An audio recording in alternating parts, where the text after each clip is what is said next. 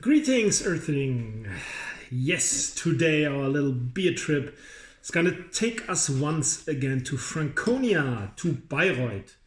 We are talking about the Bayreuther Bierbrauerei AG, Aktien Hefeweißbier. So, this Bayreuth, as you might know from Herrn Wagner and his Festspiele. This Bayreuth was the home of one Hugo Bayerlein, who learned to brew in Munich and came back and founded a brewery at home. So, a lot of B's in there involved. It's beer, it's brewery, it's Bayerlein, it's Bayreuth. So, basically, we are talking about the real big B here, right? He actually started at a time when brewing was usually small scale, a pretty big operation. So he really was doing something there. And I already told you about beer gardens, how they came to exist on the cellars, on the rock cellars where the beer was in.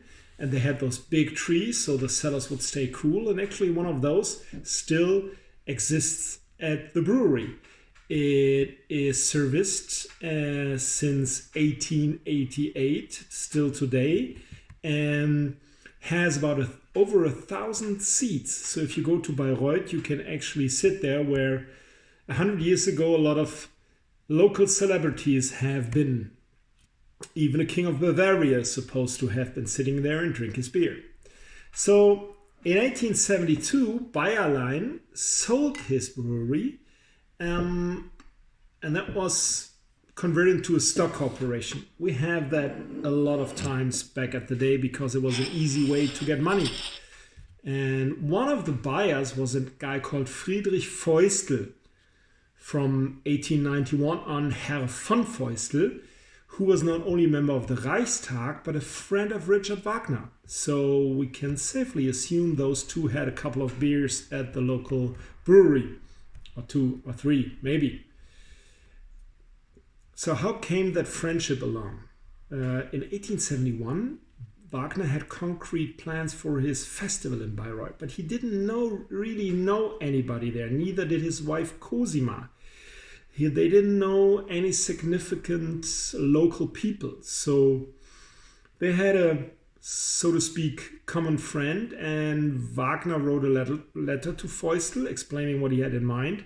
They got to know and appreciate each other, and a real friendship developed until Wagner's death in 1883. So Feustel started supporting the festival, both financially and maybe even the bigger thing, socially.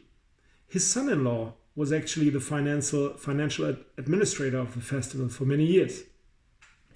So in 1965, the Meisel brewery family from Bayreuth bought the main shares of the stocks. You might have heard about Meisel because they're into craft beer nowadays and have a lot of interesting beers anyway. So, but in contrast to many other beer stories, which at this point would say, okay, they bought the brewery, the brand died or whatever, they agreed that both breweries should be independent or remain independent from each other. They use the same technical systems, so they share, like the technical side, but they have two separate breweries. That is a very interesting story. And actually you can still, in theory, buy one of the stocks of the Aktienbrauerei today, if you can get your hands on. Usually those are family owned. So if you go to the brewery's homepage, you won't find this beer. If you have a look at it, it doesn't look that, it looks pretty cheap from the makeup. And on the homepage, they have their figureheads, the brewery's figureheads, like the swing top bottle, the plop bottle, the Zwickel Dunkel Original, which they sell for a decent price, trust me, and high quality, pretty noble. This bottle, on the other hand, doesn't come across that, noble, but as it is in terms of price, you can get it for a good price, and the brewery nowadays has to be a little bit flexible on the pricing side of everything. So they have both. So if you have a look, it doesn't look that noble anyway. We already know that you have to keep an eye on the price, but let's talk about the beer and drink.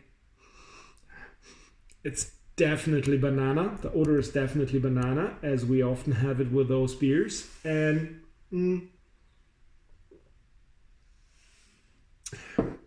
not that heavy sparkling on the tongue, so no complaint on that side. A pretty good drinkable beer, actually. Has the banana taste. Some wheat beers have a little nut taste coming with this. This one doesn't, which would be really great, but it's a good beer anyway. So if you want to have my opinion, it's definitely thumbs up, and it's about a 4 out of 5 points. So as it gets cold, a little reminder of hot summer days, a good wheat beer, and you have a good day. Bye-bye.